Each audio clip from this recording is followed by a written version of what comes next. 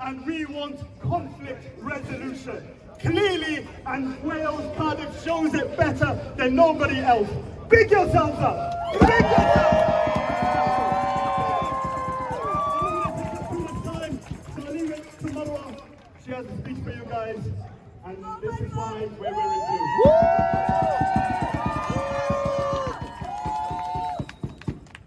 In 2019, some of you may remember when social media went blue for Sudan. This was in remembrance of the 26-year-old Mohammed Mata who was killed during an attack by security forces in Sudan on June the 3rd. Mohammed was murdered with hundreds of other innocent lives. Countless of women and children were sexually assaulted and raped. This was the treatment they received for peacefully protesting for a civilian rule. They wanted to end a dictatorship that they endured for decades upon decades. No investigation took place for this massacre, no justice was served, and 5 years later, the suffering of the Sudanese people continues and has in fact escalated.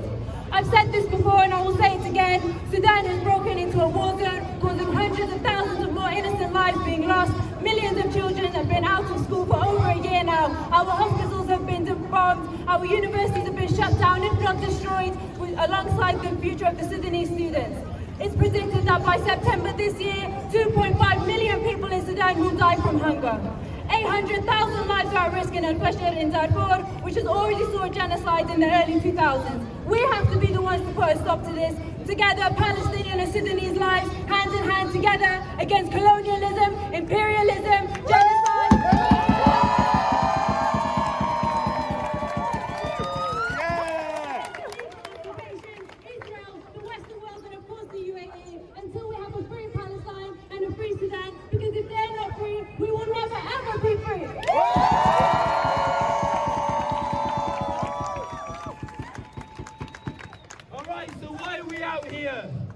We're out here because in 2018, Sudan erupted into a revolution.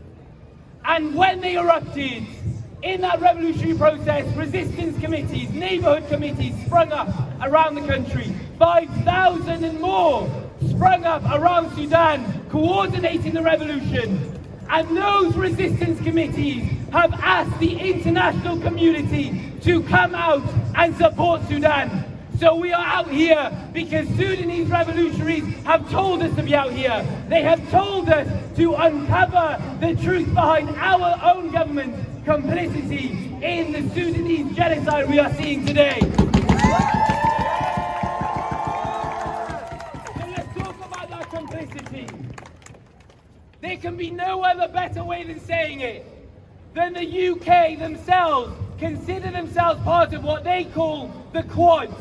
The Quad is Saudi Arabia, the UAE and the US and our very own United Kingdom. They call themselves the Quad, and they are the countries that they consider themselves responsible for whatever happens in Sudan.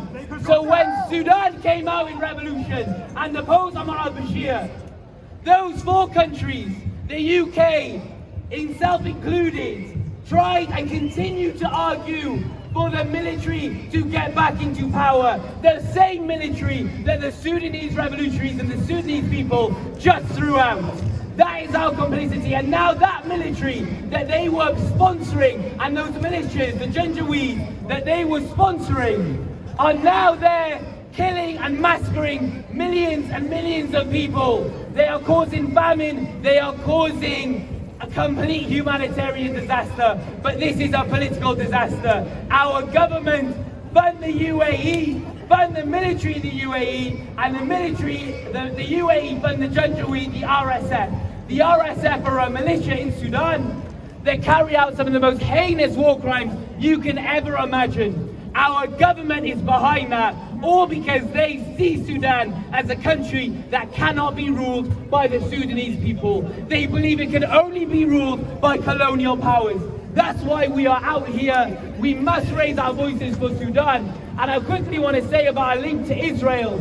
Israel have a hand in the catastrophe that we see in Sudan. They have for decades upon decades been flaming sectarian tensions in South Sudan. They have tried to ensure their interests are manufactured and given to them by the Sudanese governments that they sponsor. It's the Sudanese revolutionaries and the Sudanese people that kicked out the UK, they kicked out Israel, they kicked out the US, the UAE, and it's those countries that are fighting a counter-revolutionary war. This is not a civil war, this is a genocide and a counter-revolutionary war.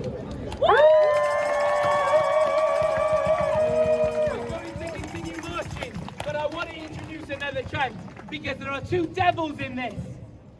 There are two devils, Al-Burhan, who's the leader of the Sudanese armed forces, the SAF, and Hameti, who is the leader of the Janjaweed, the RSF, the rapid support forces, the militia, who are now at war, massacring Sudanese people.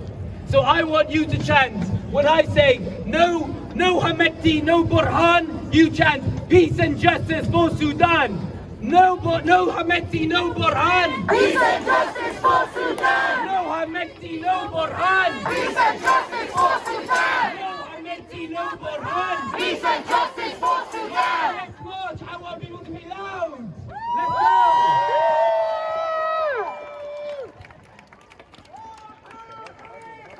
Occupation no more. Israel is a terrorist state. How are you? Occupation no more. A terrorist state. Palestine will be free.